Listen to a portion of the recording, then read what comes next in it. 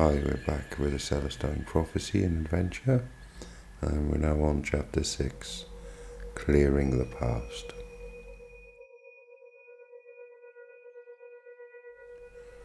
Ahead, the road narrowed and bent sharply around the sheer rock face of the mountain. The truck bounced over the several large rocks and slowly proceeded through the curve. Below, the Andes rose in massive grey ridges above banks of snow-white clouds. I looked at Sanchez. He was leaning over the steering wheel, tense. For most of the day, we had been scaling steep inclines and edging through passages made more narrow by fallen rock.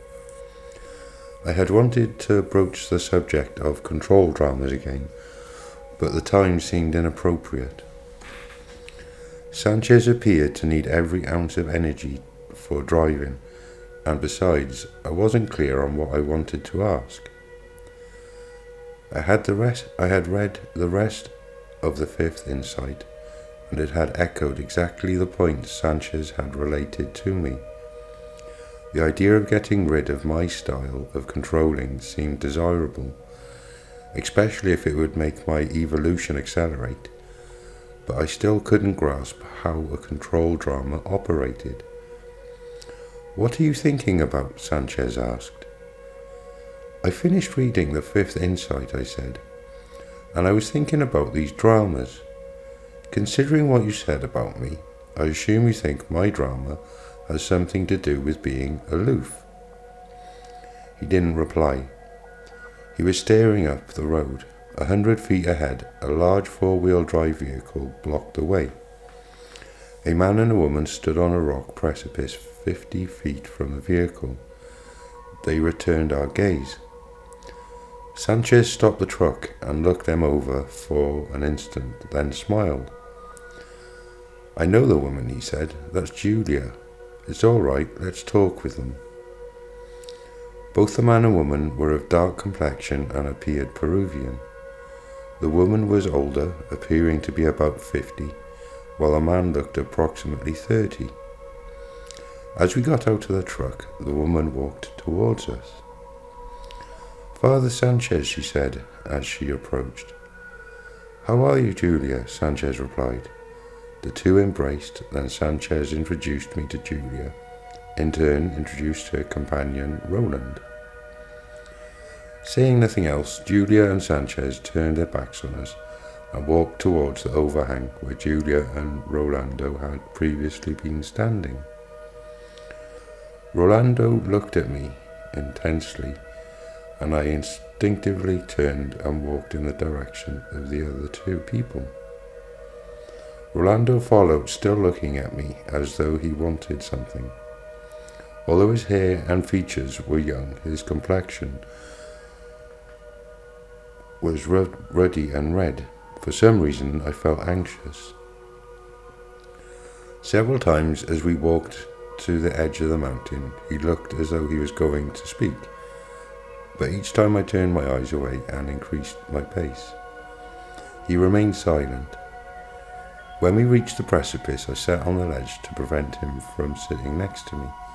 Julia and Sanchez were above me, about 20 feet, sitting together on a large boulder. Rolando sat as close to me as possible, although his constant stare bothered me. I was slightly curious about him at the same time. He caught me looking at him and asked, "Are you here for the manuscript?" I took a long time to answer. "I've heard of it." He looked perplexed. "Have you seen it?" "Some," I said. "Do you have something to do with it?"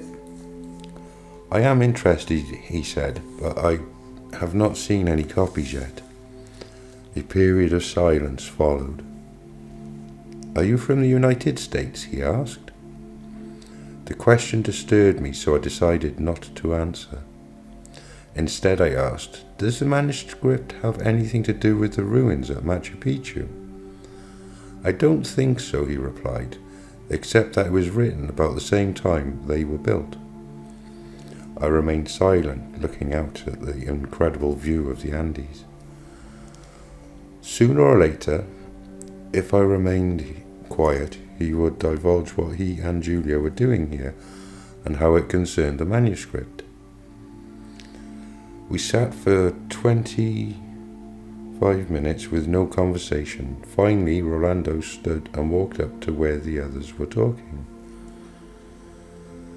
I was perplexed as to what to do. I had avoided sitting with Sanchez and Julia because I had the distinct impression they wanted to talk alone.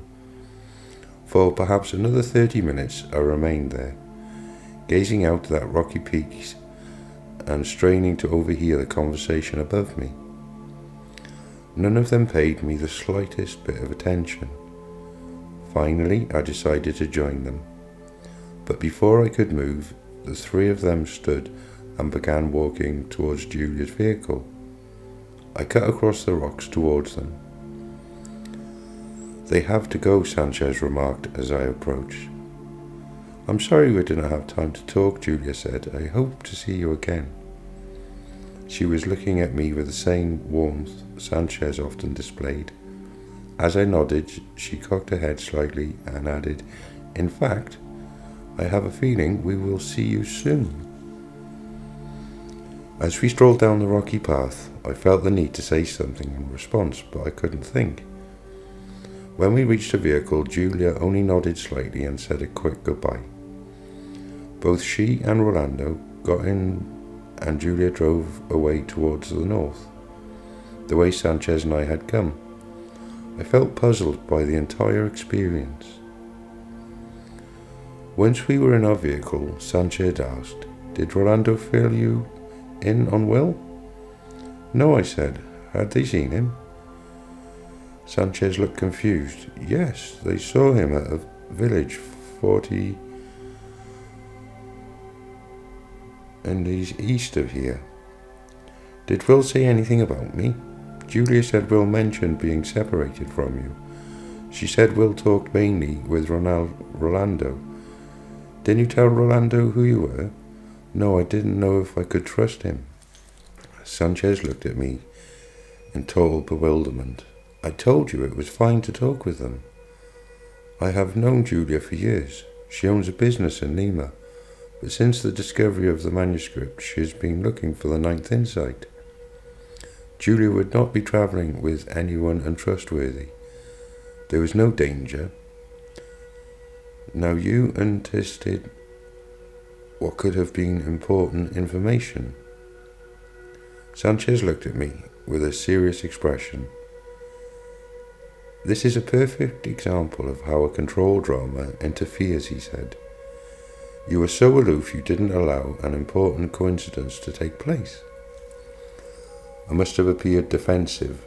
"It's all right," he said. "Everyone plays a drama of one kind or another. At least now you understand how yours works." "I don't understand," I said. "What exactly am I doing?" "Your way of controlling people and situations," he explained, "in order to get energy coming your way, is to create this drama in your something, the word's not printed properly there, sorry, during which you withdraw and look mysterious and secretive. You tell yourself that you're being cautious, but what you're really doing is hoping someone will be pulled into this drama and will try to figure out what's going on with you. When someone does, you remain vague, forcing them to struggle and dig and try to discern your true feelings. As they do so, they give you their full attention, and that sends their energy to you. The longer you can keep them interested and mystified, the more energy you receive.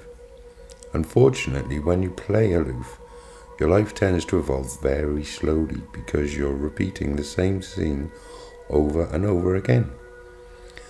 If you'd had opened up to Rolando, your life movie would have taken off in a new and meaningful direction.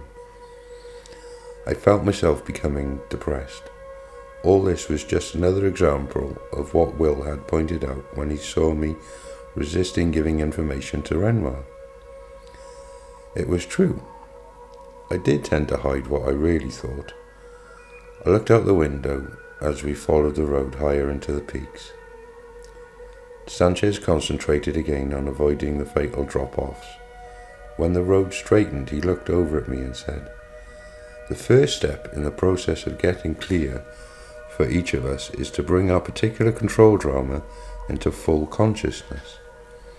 Nothing can proceed until we really look at ourselves and discover what we are doing to manipulate energy.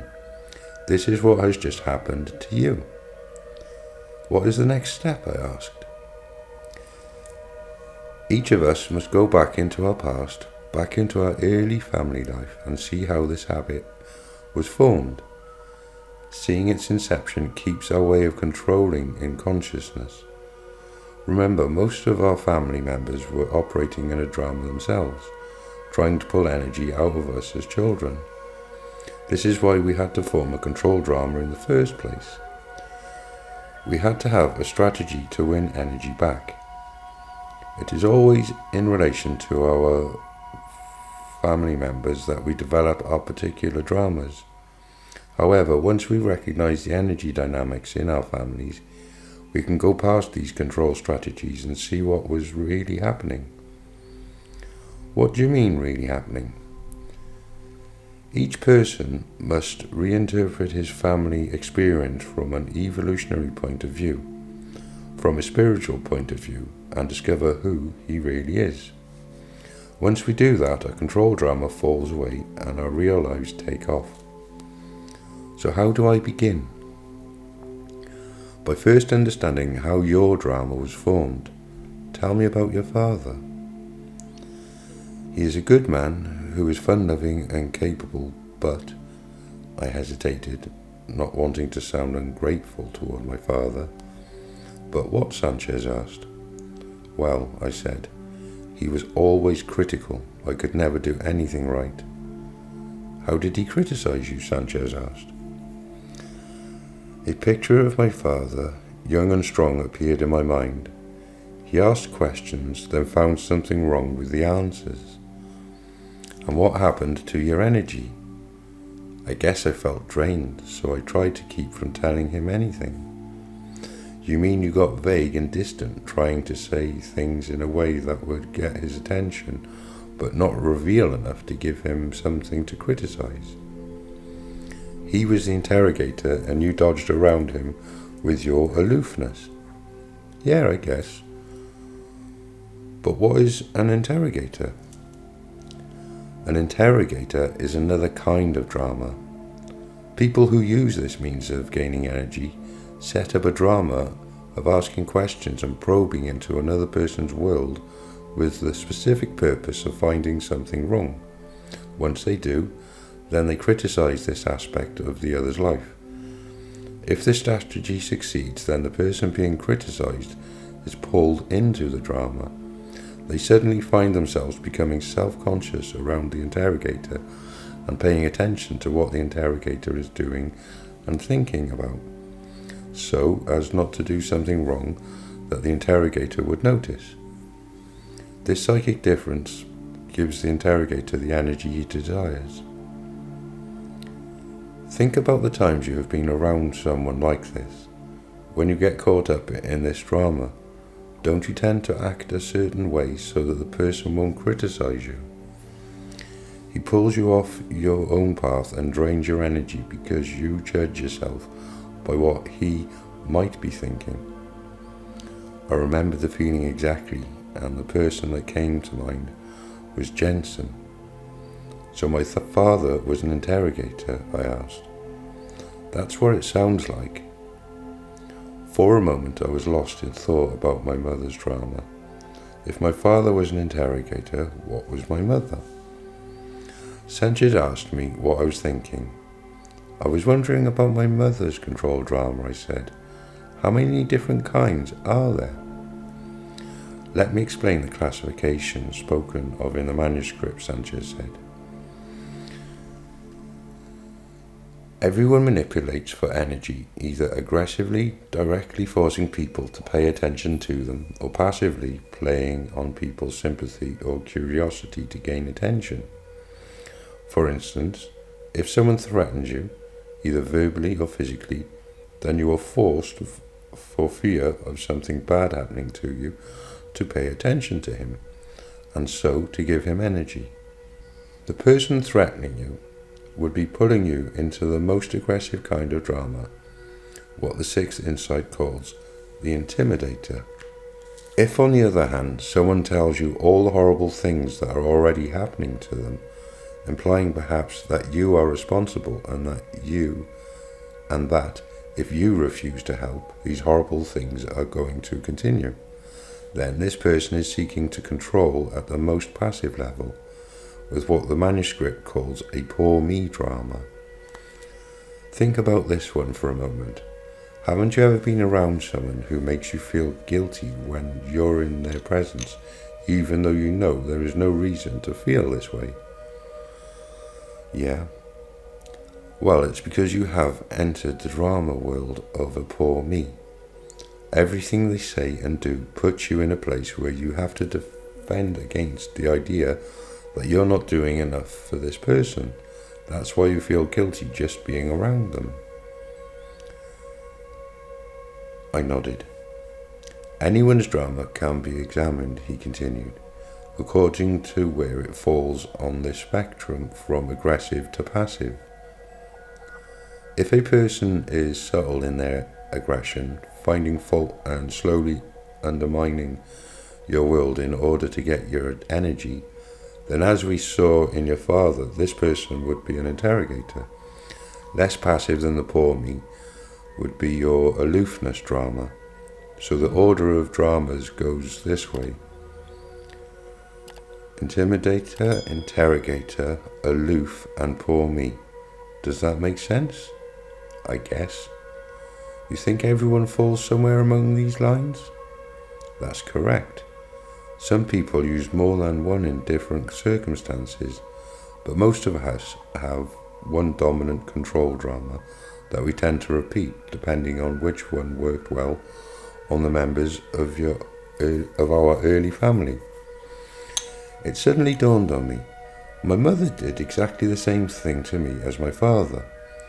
I looked at Sanchez. My mother, I know what she was. She was also an interrogator. So you had a double dose, Sanchez said. No wonder you're so aloof. But at least they weren't intimidating you. At least you never feared for your safety. What would have happened in that case? You would have become stuck in a poor me drama. Do you see how this works? If you're a child and someone is draining your energy by threatening you with bodily harm, then being aloof doesn't work. You can't get them to give you energy by playing coy. They don't give a damn what's going on inside you. They're coming on too strong, so you're forced to become more passive and to try the poor me approach, appealing to the mercy of the person, guilt-tripping them about the harm they are doing.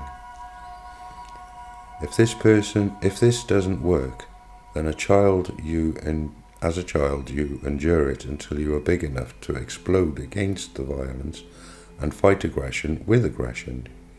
He paused. Like the child you told me about, the one in the Peruvian family that served you dinner.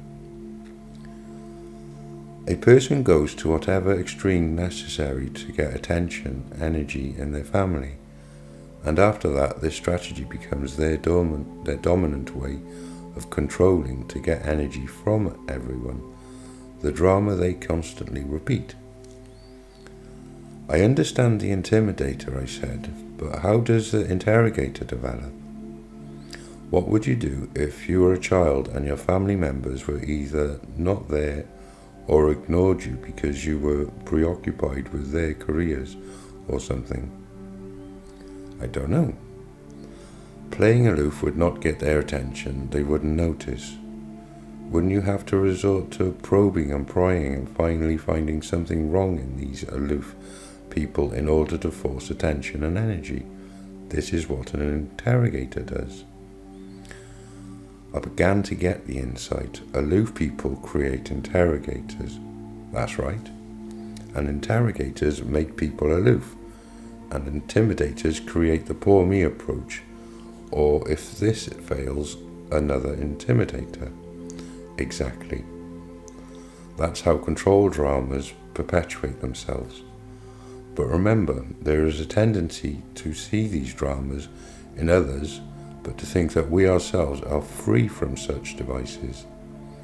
Each of us must transcend this illusion before we can go on. Almost all of us tend to be stuck, at least some of the time, in a drama, and we have to step back and look at ourselves long enough to discover what it is. I was silent for a moment. Finally, I looked at Sanchez again and asked, "Once we see our drama, what happens next?" Sanchez slowed the truck in order to look me in the eye. "We are truly free to become more than the unconscious act we play. As I said before, we can find a higher meaning for our lives, a spiritual reason we were born to our particular families. We can begin to get clear about who we really are."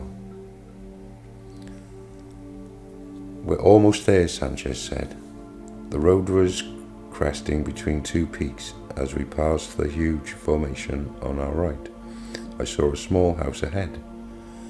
It backed up to another majestic pinnacle of rock. "His truck isn't here," Sanchez said. We parked and walked to the house. Sanchez opened the door and walked inside while I waited. I took in several breaths. The air was cool and very thin. Overhead, the sky was dark grey, thick with clouds. It looked as though it might rain.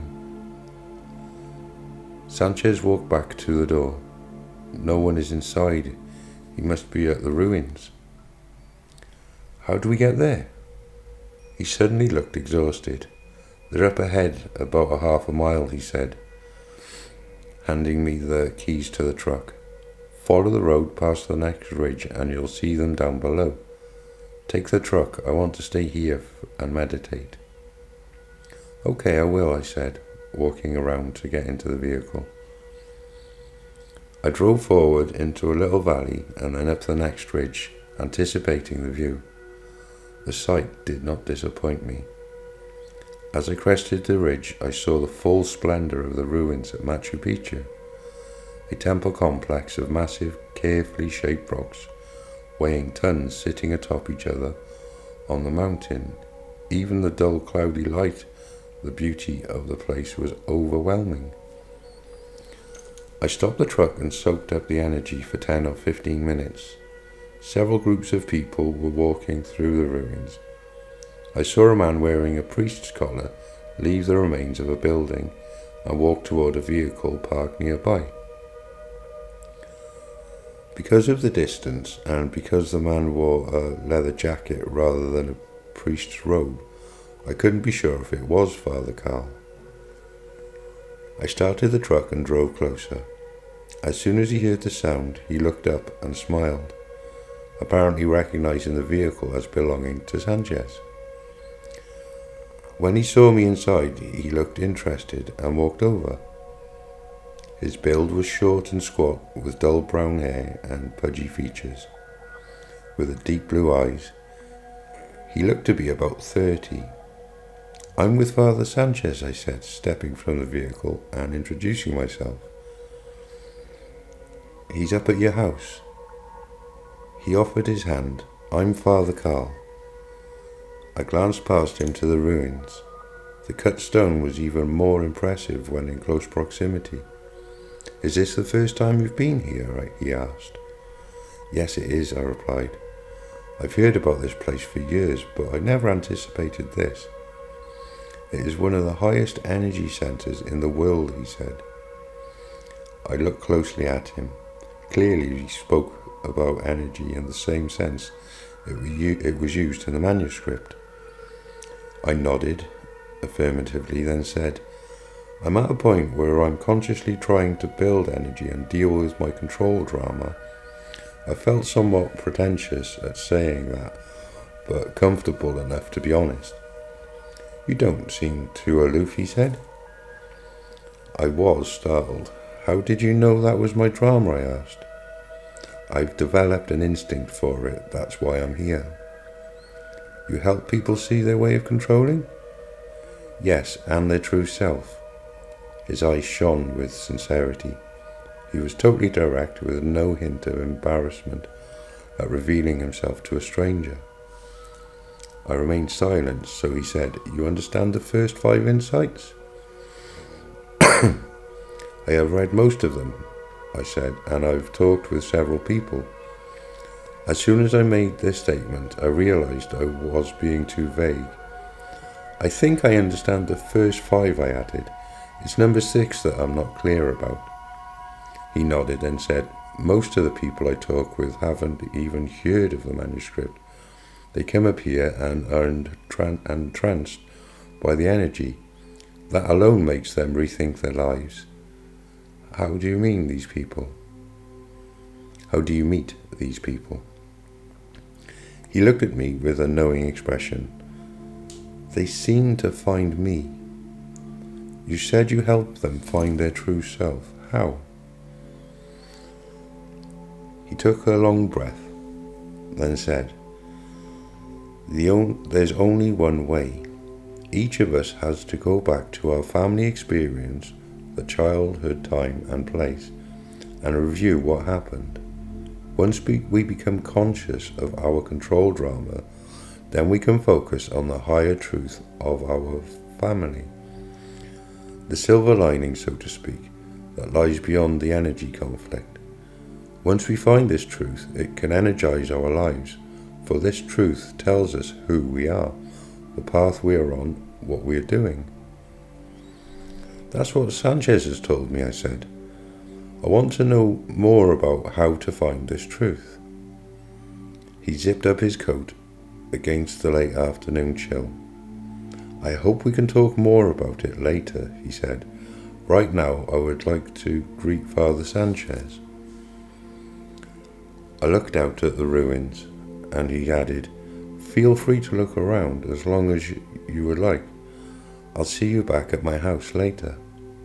For the next hour and a half, I walked through the ancient site. At certain spots, I would linger, feeling more buoyant than at others. I wondered with fascination about the civilization that had built these temples. How did they move these stones up here and place them atop one another in this fashion? It seemed impossible. As my intense interest in the ruins began to wane, my thoughts turned to my personal situation. Although my circumstances had not changed, I felt less fearful now. Sanchez's confidence had reassured me. I had been stupid to doubt him, and I already liked Father Carl. As darkness descended, I walked back to the truck and returned to Father Carl's house. As I drove up, I could see the 2 men standing close to each other inside. When I entered, I heard laughter.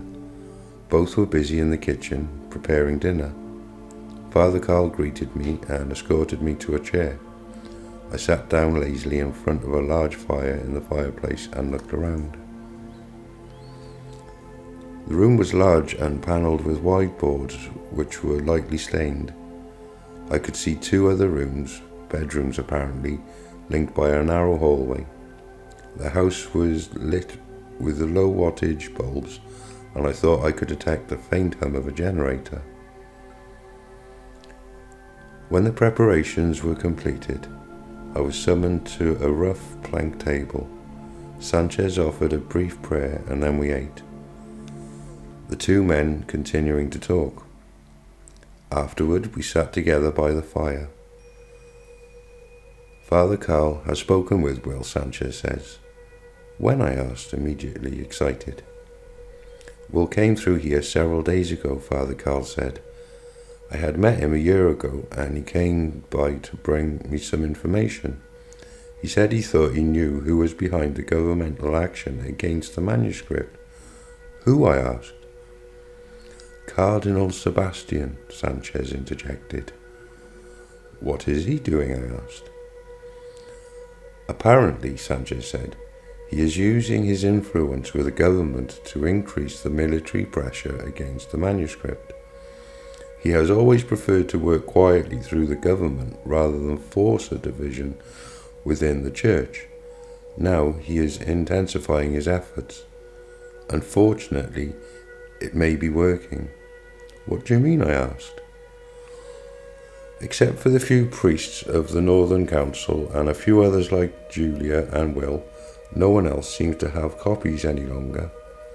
What about the scientists at Vicente? I asked. Both men were silent for a moment. Then Father Carl said, Will told me the government has closed it down. All the scientists were arrested and their research data was confiscated. Will the scientific community stand for that? I asked. What choice do they have? Sanchez said. Besides, that research wasn't accepted by most scientists anyway.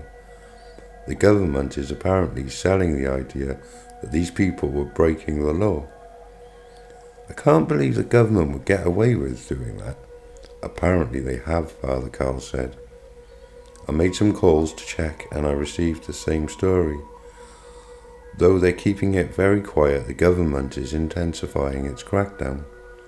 What do you think will happen? I asked them both. Father Carl shrugged his shoulders and Father Sanchez said, I don't know. It may depend on what Will finds. Why? I asked. He appears to be close to finding the missing part of the manuscript, the Ninth Insight. Perhaps when he does, there will be enough interest to create a worldwide intervention here. Where did he say he was going? I asked Father Carl. He didn't know exactly, but he said his intuitions were leading him further north, near Guatemala. His intuitions were leading him.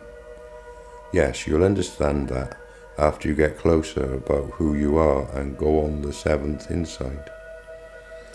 I looked at both of them. How incredibly serene they appeared. How can you remain so calm? I asked. What if they came crashing in here and arrested all of us? They gazed at me patiently. Then Father Sanchez spoke. Don't confuse calmness with carelessness. Our peaceful countenance is a measure of how well we are connected with the energy. We stay connected because it is the best thing for us to do, regardless of circumstances. You understand that, don't you? Yes, I said, of course. I guess I'm having trouble staying connected myself. Both men smiled. Staying connected, Father Carl said, will be easier once you get clear on who you are. Father Sanchez stood up, then he walked away, announcing that he would be doing the dishes.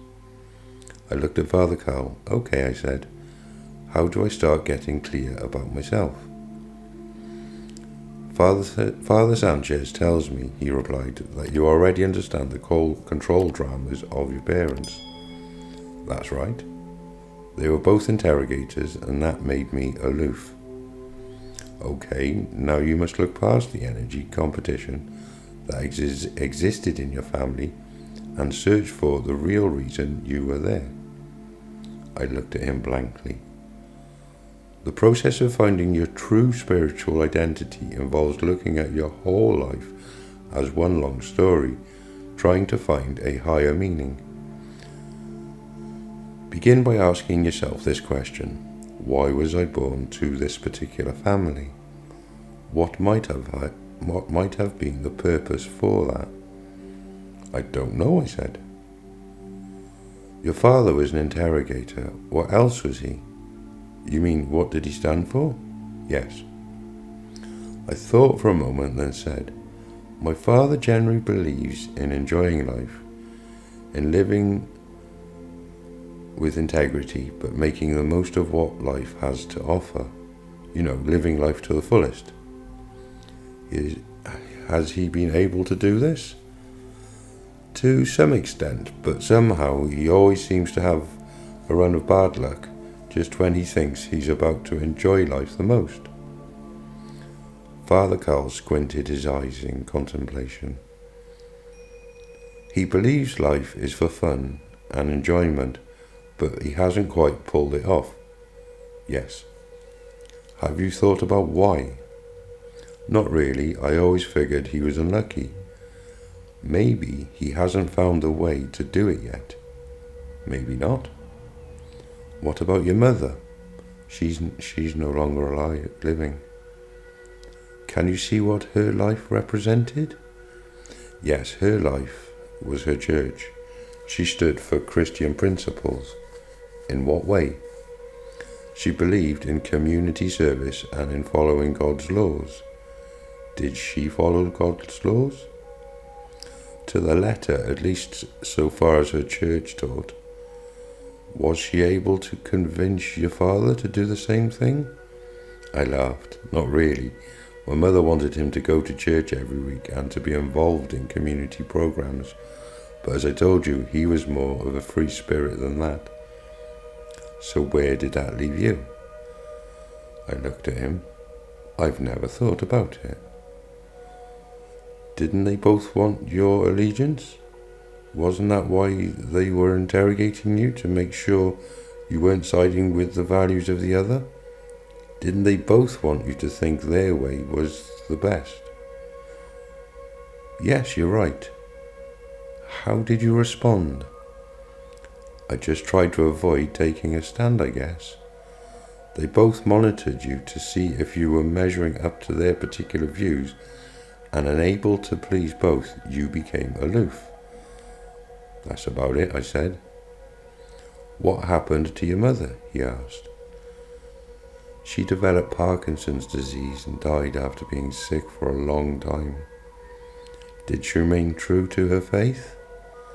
Absolutely, I said, throughout it all. So what meaning did she leave you with? What? You're looking for the meaning her life has for you, the reason you were born to her.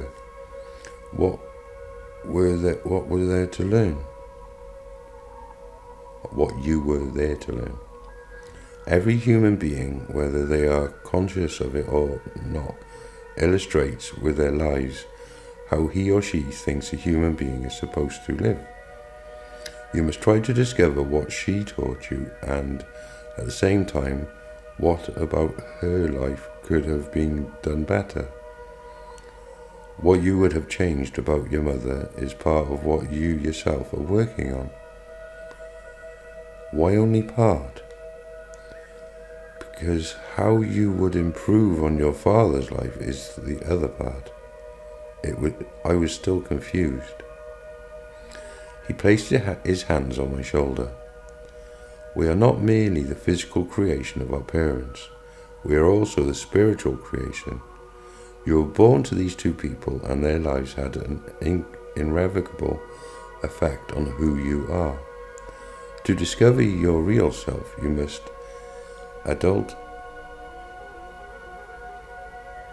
that the real you began in a position between their truths. That's why you were born there, to take a higher perspective on what they stood for. Your path is about discovering a truth that is a higher synthesis of what these two people believed. I nodded. So how would you express what your parents taught you? I'm not sure, I replied. What do you think? My father thought life was about maximizing his aliveness, his enjoyment of who he was, and he tried to pursue that end. My mother believed more in sacrifice and spending her time in service to others, denying herself. She felt this is what the scriptures commanded. And you, how do you feel about this? I don't know really. Which viewpoint would you choose for yourself? That of your mother or that of your father? Neither. I mean, life is not that simple. He laughed. You're being vague. I guess, I don't know. But if you had to choose one or the other, I hesitated, trying to think honestly. Then the answer came to me. They're both correct, I said, and incorrect. His eyes beamed. How? I'm not sure exactly, but I think a correct life must include both views. The question for you, Father Carl said, is how. How does one live a life that is both? From your mother, you received the knowledge that life is about spirituality. From your father, you learned that life is about self-enhancement, fun, adventure. So my life, I interrupted, is about somehow becoming the two approaches. Yes, for you, spirituality is the question. Your whole life will be about finding one that is self-enhancing. This is the problem your parents were unable to reconcile, the one they left for you. This is your evolutionary question, your quest this lifetime. The idea propelled me into deep thought. Father Carl said something else, but I couldn't concentrate on what he was saying. The waning fire was having a calming effect on me. I realized I was tired. Father Carl sat up straight and said, I think you're out of energy for tonight, but let me leave you with one thought. You can go to sleep and never think again of what we have discussed. You can go right back into your old drama, or you can wake up tomorrow and hold on to this new idea of who you are. If you do, then you can take the next step in the process, which is to look closely at all the other things that have happened to you since birth. If you view your life as one story from birth to right now, you'll be able to see how you have been working on this question all along. You'll be able to see how you came to be here in Peru and what you should do next. I nodded and looked at him closely. His eyes were warm and caring and held the same expression I had seen so often on Will's face and Sanchez's. Good night, Father Carl said, and walked into the bedroom and closed the door. I unrolled my sleeping bag on the floor and fell quickly to sleep. I woke up with Will on my mind. I wanted to ask Father Carl what else he knew of Will's plans. As I lay there thinking, still zipped in the sleeping bag, Father Carl walked into the room quietly and began rebuilding the fire. I unzipped the bag and he looked over at me, alerted by the sound. Good morning, he said. How did you sleep? Okay, I replied, standing. He put fresh kindling on the coals and then larger pieces of firewood. What did Will say he was going to do? I asked. Father Carl stood and faced me.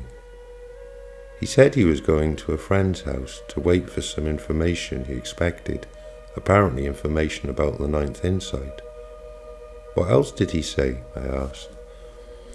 Will told me that he thought Father Sebastian intends to find the last insight himself and seems to be close. Will thinks that the person who controls the last insight will determine whether the manuscript ever becomes widely distributed and understood. Why? I'm not sure really. Will was one of the first to ever collect and read the insights. He may understand them better than any man alive. He feels, I think, that the last insight will make all the others become more clear and accepted. Do you think he's right? I asked. I don't know, he replied. I don't understand as much as he does. All I understand is what I am supposed to do. What is that? He paused momentarily, then replied, As I said before, my truth is to help people discover who they really are.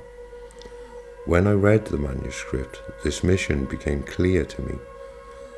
The sixth insight is my special insight. My truth is helping others grasp this insight, and I am effective because I have gone through the process myself. What was your control drama? I asked. He looked at me with amusement. I was an interrogator. You controlled people by finding something wrong with the way they lived their lives. That's right. My father was a poor me, and my mother was aloof. They completely ignored me. The only way I could get any energy, was to pry into what they were doing and then point out something wrong with it. And when did you work through this drama? About 18 months ago, when I met Father Sanchez and began to study the manuscript. After I really looked at my parents, I realized that my experience with them was preparing me to do. You see, my father stood for accomplishment. He was very goal-orientated. He planned his time to the minute and judged himself according to how much he got done. My mother was very intuitive and mystical. She believed that each of us received spiritual guidance and that life was about following this direction. What did your father think about that? He thought it was crazy. He smiled but said nothing. Can you see where that left me? Father Carl asked. I shook my head. I couldn't quite grasp it. Because of my father, he said, I was sensitized to the idea that life was about accomplishment, having something important to do and getting it done. But at the same time, my mother was there to tell me life was about inner direction, an intuitive guidance of some sort. I realized that my life was a synthesis of both viewpoints. I was trying to discover how we are guided inwardly toward the mission only we can do, knowing it is of supreme importance to pursue this mission if we are to feel happy and fulfilled. I nodded, and he continued. You can see why I was excited about the Sixth Insight. As soon as I read it, I knew that my work was to help people get clear so they could develop this sense of purpose. Do you know how Will got to the path he is on? Yes, he shared some of this information with me. Will's drama was to be aloof like yours. Also, as in your case, each of his parents was an interrogator, and each had a strong philosophy and wanted Will to adopt. Will's father was a German novelist who argued that the ultimate destiny of the human race was to perfect itself. His father never advocated anything but the pursuit of humanitarian principles, but the Nazis used his basic idea of perfection to help legitimize the murderous liquidation of inferior races. The corruption of his theme destroyed the old man and led him to move to South America with his wife and Will. His wife was a Peruvian who grew up in America and was educated there. She was a writer too, but she was basically Eastern in her philosophical beliefs. She held that life was about reaching an inner enlightenment, a higher consciousness marked by peace of mind and detachment from the things of the world.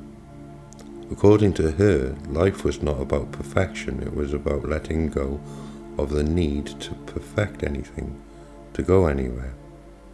Can you see where this left Will? I shook my head. He was left, Father Carl continued, in a difficult position. His father championed the Western idea of working for progress and perfection, and his mother held an Eastern belief that life was only about reaching inner peace, nothing else. The two people had prepared Will to work on interrogating the main philosophical differences between Eastern and Western culture, although he didn't know it at first. He first became an engineer dedicated to the progress, and then a simple guide who sought peace by bringing people to the beautiful, inwardly moving places in this country. But searching out the manuscript awakened all this in him. The insight speak directly to his main question. They reveal that the thought of both East and West can indeed be integrated into a higher truth. They show us that the West is correct in maintaining that life is about progress and about evolving towards something higher. Yet the East is also correct in emphasizing that we must let go of control with the ego. We can't progress by using logic alone. We have to attain a fuller consciousness, an inner connection with God, because only then can our evolution towards something better be guided by a higher part of ourselves. When Will began to discover the insights, his whole life began to flow. He met Jose, the priest who first found the manuscript and had it translated. Soon after that, he met the owner of Vicente and helped start the research there. And about the same time, he met Julia, who was in business but was also guiding people to the virgin forests. It was Julia that Will had the most affinity. They hit it off immediately because of the similarity in the questions they pursued. Julia grew up with a father who talked of spiritual ideas, but in a capricious and flaky way. Her mother, on the other hand, was a college speech teacher, a debater who demanded clear thinking. Naturally, Julia found herself wanting information about spirituality, but insisting that it be intelligible and precise. Will wanted a synthesis between East and West that explained human spirituality, and Julia wanted this explanation to be perfectly clear, something the manuscript was providing for both. "Breakfast is ready," Sanchez called from the kitchen. I turned around surprised. I didn't realize Sanchez was up. Without pursuing the conversation any further, Father Carl and I got up and joined Sanchez in a meal of fruit and cereal. Afterwards, Father Carl asked me to take a walk to the ruins with him. I agreed, wanting very much to go there again. Both of us looked at Father Sanchez, and he gracefully declined, explaining that he needed to drive down the mountain and make some phone calls. Outside, the sky was crystal clear and the sun shone brightly over the peaks. He walked briskly. "Do you think there is a way to contact Will?" I asked. "No," he replied. He did not tell me who his friends were. The only way would be to drive to Iquitos, a town near the northern border, and I think that might be unsafe right now. "Why there?" I asked. He said he thought his search would take him to this town. There are many ruins near there. Also, Cardinal Sebastian has a missionary nearby. "Do you think Will find the last insight?" "I don't know." We walked in silence for several minutes, then Father Carl asked, "Have you made a decision about what course to take personally?" "What do you mean?" "Father Sanchez said you were talking at first about going back immediately to the United States, but that lately you seem to be more interested in exploring the insights. How are you feeling now?" "Precarious," I said, "but for some reason I also want to continue." "I understand a man was killed right by your side." "That's right." "And still you want to stay?" "No," I said, "I want to get away, save my life, yet here I am." "Why do you think that is?" he asked. I scrutinized his expression. "I don't know, do you? Do you remember where we left our conversation last night?" "I remember exactly. We had discovered the question my parents left me with, to find a spirituality that is self-enhancing, that gives one a sense of adventure and fulfillment. And you said if I looked closely at how my life has evolved, this question would put my life in perspective and clear up what's happening to me now." He smiled mysteriously. "Yes, according to the manuscript, it will." "And how does that occur?" "Each of us must look at the significant turns in our lives and reinterpret them in the light of our evolutionary question." I shook my head, not comprehending.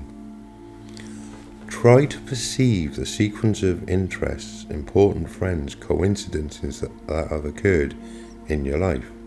Weren't they leading you somewhere?"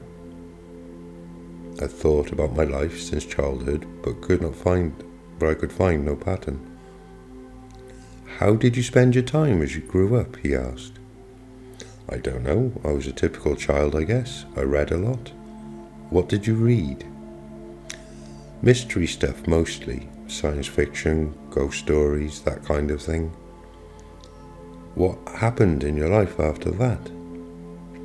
I thought about the effect of my grandfather had on me, and told Father Carl about the lake and the mountains.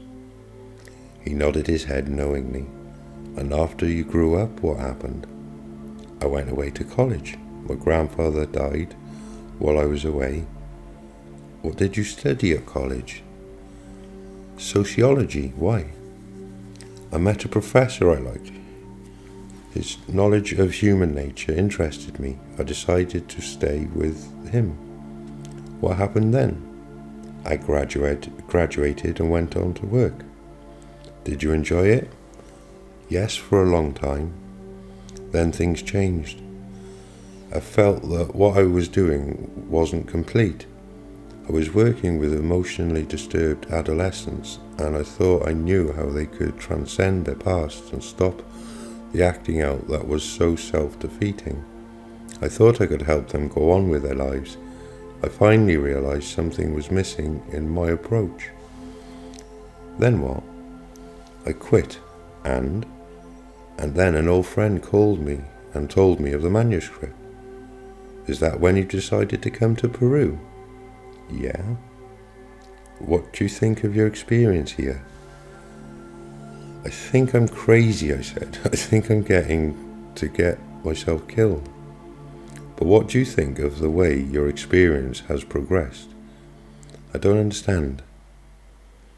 When Father Sanchez told me what had happened to you since coming to Peru, he said, I was amazed at the series of coincidences that brought you face to face with the different insights of the manuscript just when you needed them. What do you think that means? I asked. He stopped walking and faced me. It means you are ready. You are like the rest of us here. You came to the point where you needed the manuscript in order to continue your life evolution. Think about how the events of your life fit together. From the beginning, you were interested in mysterious topics, and that interest finally led you to study human nature. Why do you think you happened to meet the particular teacher? He crystallized your interest and led you into looking at the greatest mystery, the human situation on this planet. The question of what life is about. Then at some level you knew that life's meaning was connected to the problem of transcending our past conditioning and moving our lives forward. That's why you were working with those kids. But, as you can understand now, it has taken the insights to clear up what was missing in your technique and with those youths. In order for emotionally disturbed children to evolve, they have to do what we all have to do. Get connected with enough energy to see through their intense control drama, what you call acting out, and going forward in what turns out to be a spiritual process, a process you have been trying to understand all along. See the higher perspective on these events? All the interest that led you forward in your past, all these stages of growth, were just preparing you to be here, now, exploring the insights. You have been working on your evolutionary search for a self-enhancing spirituality through your entire life, and the energy you acquired from that natural spot where you grew up, an energy your grandfather was trying to show you, finally gave you the courage to come to Peru. You are here because this is where you need to be to continue the evolution. Your whole life has been a long road leading directly to this moment. He smiled. When you finally integrate this view of your life, you will have achieved what the manuscript calls a clear awareness of your spiritual path. According to the manuscript, we all must spend as much time as necessary going through this process of clearing your past. Most of us have a control drama we have to transcend, but once we do, we can comprehend the higher meaning for why we were born to our particular parents, and what all the twists and turns of our lives were preparing us to do. We all have a spiritual purpose, a mission that we have been pursuing without being fully aware of it.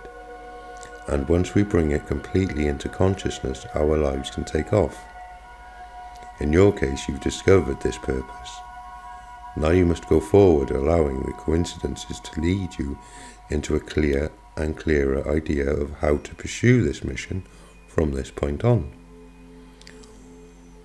What else you must do here? Since you've been in Peru, you've been riding along on Will's energy and Father Sanchez's, but now it's time to learn to evolve by yourself, consciously. He was about to tell me something more, but we were both distracted by the sight of Sanchez's truck racing up behind us. He pulled alongside and rolled down his window. "What's wrong?" Father Carl asked. "I must return to the mission as soon as I can and get back," Sanchez said. "Government troops are there, and Cardinal Sebastian." We both jumped into the truck and Sanchez drove back toward Father Carl's house, telling us along the way that the troops were at his mission to confiscate all copies of the manuscript and possibly to close it down. We drove up to Father Carl's house and hurriedly walked inside. Father Sanchez immediately began to pack his belongings. I stood there deliberating on what to do. As I watched, Father Carl approached the other priest and said, "I think I should go with you." Sanchez turned. "Are you sure?" "Yes, I believe I should." "For what purpose?" "I don't know yet." Sanchez stared at him for a moment, then returned to packing. "If you think that is best." I was leaning against the door frame. "What should I do?" I asked. Both men looked at me. "That's up to you," Father Carl said. I just stared. "You'll have to make the decision," Sanchez interjected. I couldn't believe they were so detached about my choice. To go with them meant certain capture by the Peruvian troops, yet how could I stay here alone? "Look," I said, "I don't know what to do. You two must help me. Is there anyone else who can hide me?" Both men looked at one another. "I don't think so," Father Carl said. I looked at them, a knot of anxiety growing in my stomach. Father Carl smiled at me and said, "Stay centered. Remember who you are." Sanchez walked over to a bag and pulled out a folder. "This is a copy of the 6th Insight," he said. "Perhaps it will help you decide what to do." As I took the copy, Sanchez looked at Father Carl and asked, "How long before you can leave?"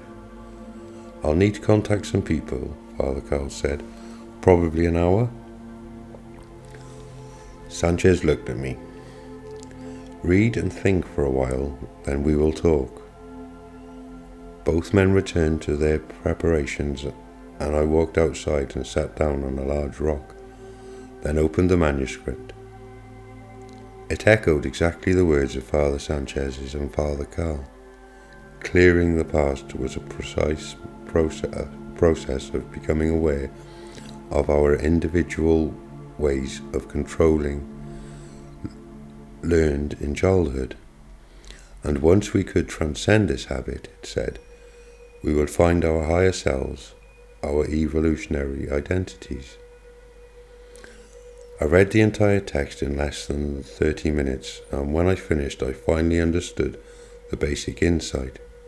Before we could fully enter the special state of mind that so many people were glimpsing, the experience of ourselves moving onward in life, guided by mysterious coincidences, we'd had to wake up to who we really were.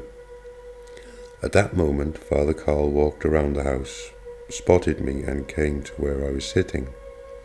"Have you finished?" he asked. His manner was warm and friendly as usual. "Yes." "Do you mind if I sit here with you for a moment?" "I wish you would."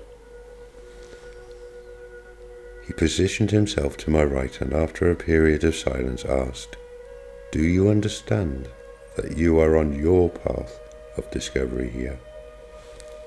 "I guess, but now what?" "Now you must really believe it." "How when I feel this afraid?" "You must understand what is at stake. The truth you are pursuing is as important as the evolution of the universe itself, for it enables evolution to continue. Do you see? Father Sanchez told me of your vision of evolution on the ridgetop. You saw how matter evolved from the simple vibration of hydrogen all the way to humankind. You wondered how humans carried on this evolution. You have now discovered the answer. Humans are born into their historical situation and find something to stand for. They form a union with another human being who also has found some purpose. The children born to this union then reconcile these two positions by pursuing a higher synthesis guided by the consciousness. As I am sure you learned in the fifth insight, each time we fill up with energy and a coincidence occurs to lead us forward in our lives, we institute this level of energy in ourselves, and so we can exist at a higher vibration.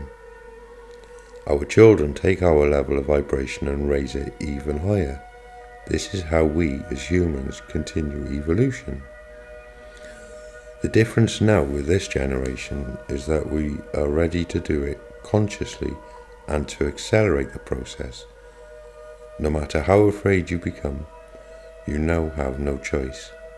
Once you learn what life is about, there is no way of erasing the knowledge. If you try to do something else with your life, you will always sense that you are missing something. But what do I do now? I don't know. Only you know that. But I suggest you first try to gain some energy. Father Sanchez rounded the corner of the house and joined us, carefully avoiding eye contact or noise as if he desired not to interrupt. I tried to center myself to focus on the rock peaks that encircled the house. I took a deep breath and realized that I had been totally self-absorbed since going outside. As if I had tunnel vision, I had cut myself off from the beauty and majesty of the mountains. As I gazed out at the surroundings, consciously trying to appreciate what I was seeing, I began to experience that now familiar feeling of closeness. Suddenly everything seemed to exhibit more presence and to glow slightly. I began to feel lighter, my body more buoyant. I looked at Father Sanchez and then at Father Carl. They were gazing intensely at me, and I could tell they were observing my energy field. "How do I look?" I asked. "You look as you feel better," Sanchez said. "Stay here and increase your energy as much as possible. We have about 20 more minutes of packing." He smiled dryly. After that I continued, "You'll be ready to begin." Yeah, right, that's the end of that chapter. We'll be on to the next chapter very soon, engaging the flow. Okay, I love you all. Thank you very much for joining me and listening. Please like, share and subscribe and leave a comment if you feel that you would like to. I'll see you all soon. Love you. Bye.